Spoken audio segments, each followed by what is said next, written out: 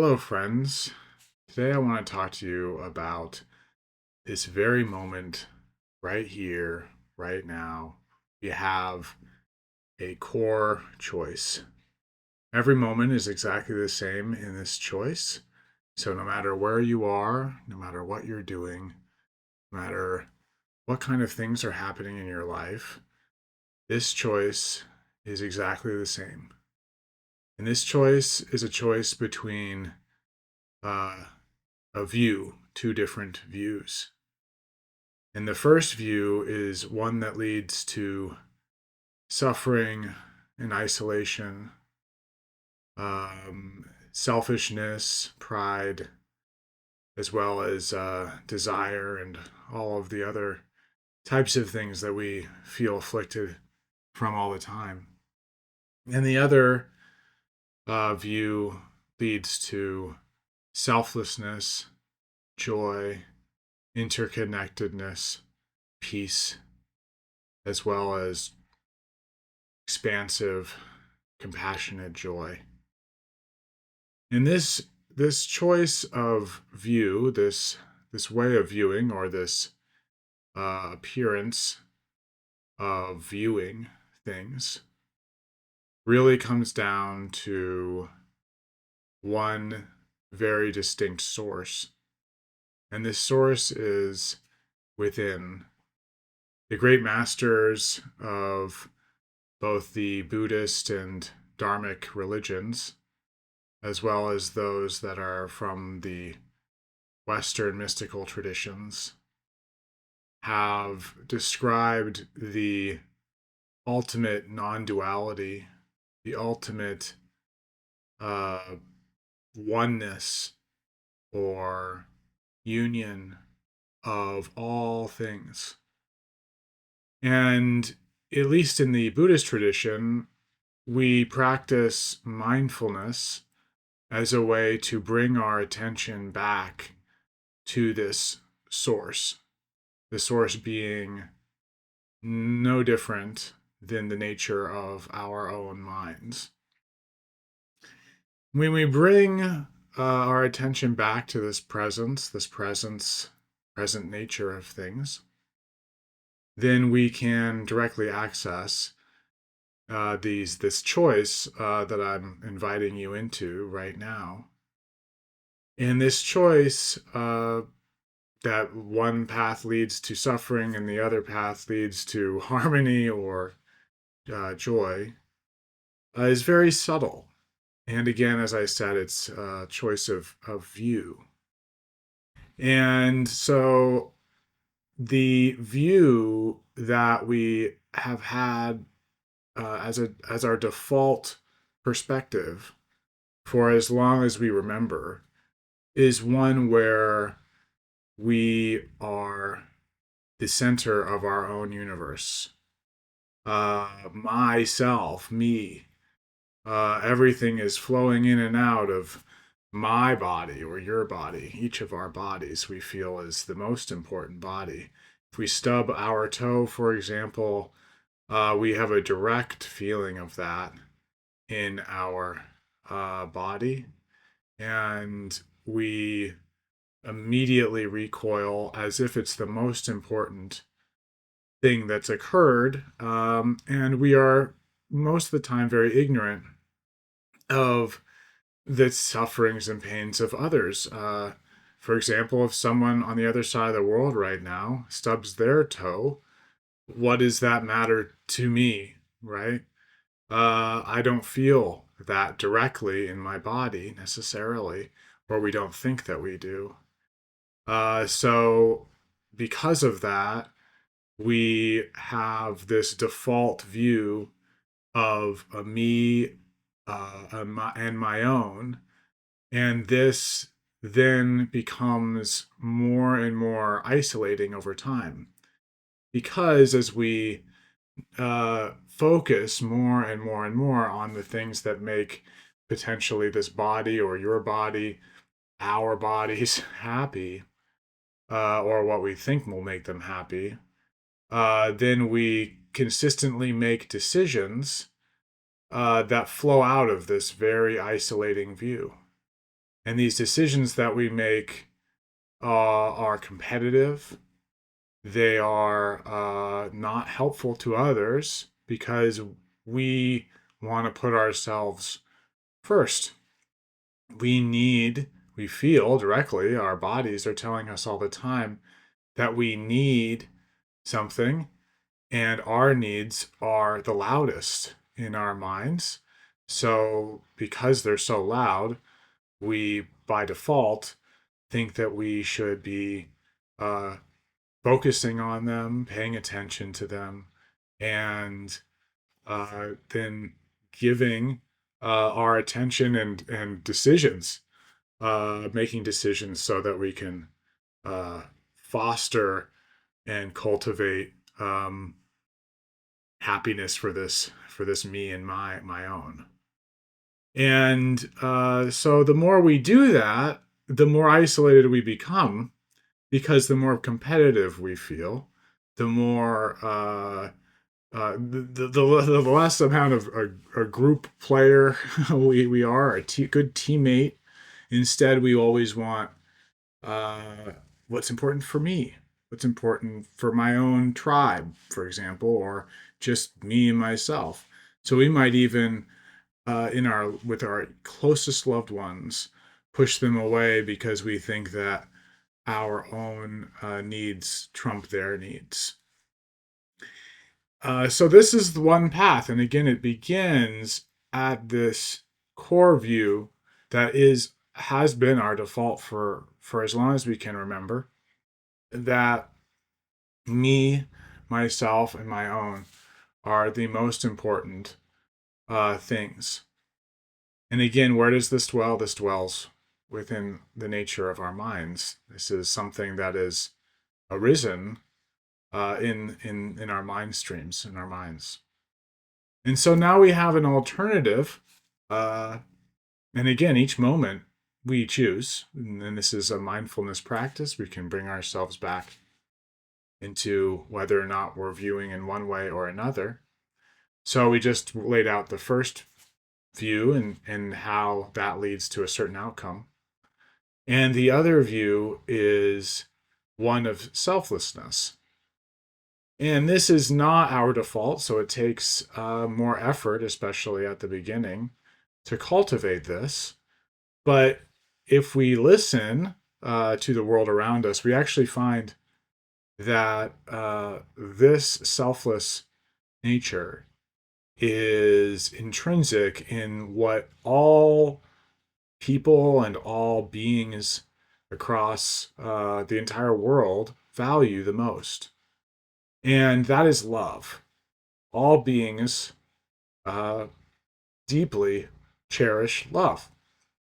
We have all sorts of holidays, celebrations, and times of the year where we devote to actually remember love. And so we see that actually it's something that is very pervasive in our mind streams as something that is very important. But again, when we're in this default setting, we forget that it is important. This default setting of protecting the me and my own and wanting me and my own to be doing well. So the alternative is the path of selflessness, the path of love, and a view that then goes beyond the self. And what this looks like is really, again, bringing ourselves back down to center right now and accessing this core choice, which is this about me? Is this universe and world about me? Or is this universe actually about us? Is this universe about everyone? Is this universe about actually nothing to do with me?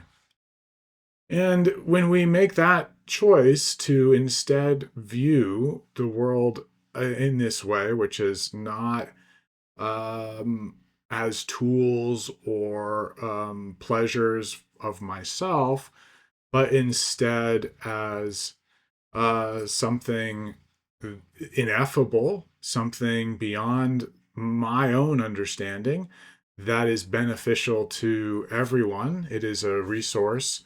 The whole world has resources for everyone, and everyone is also displaying for the benefit of everyone else.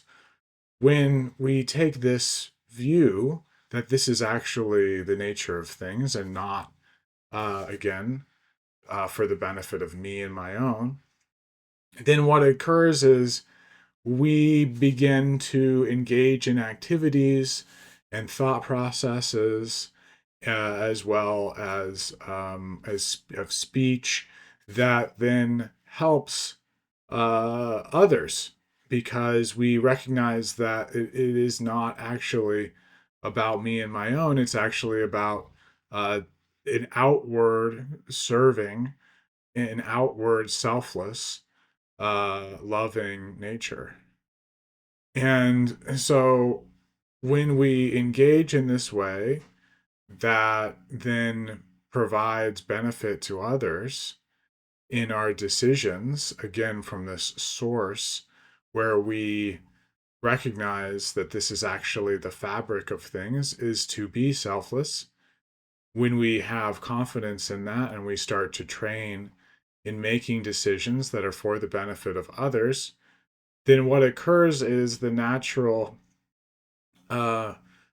the natural outflowing and responsiveness of our appearances in the forms of other beings and people, and as well as our world around us, will actually become more harmonious and more loving. We will actually see things as more loving, even even if before that same thing might have caused us suffering, or we might have seen that in a way that was painful, or that would have caused us some sort of self pain. So, an example of this, for example, we've used this stubbing of the toe example in a world where I'm focusing on me and myself and what this world is supposed to be doing for me and myself, and I stub my toe, I become angry at the world around me. I become angry at the object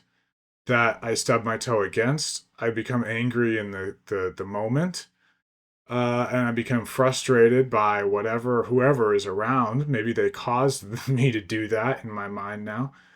And I blame everyone but myself in that situation. And then everyone around me recoils in frustration and response, and feels like, wow, this person is a real problem person. This person's a real mean person, and I don't want to spend any time around that person, which then just facilitates my isolation.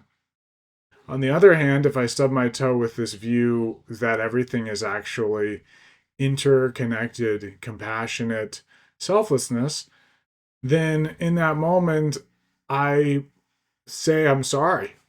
I'm sorry for whatever kinds of things I did to get that response from the world.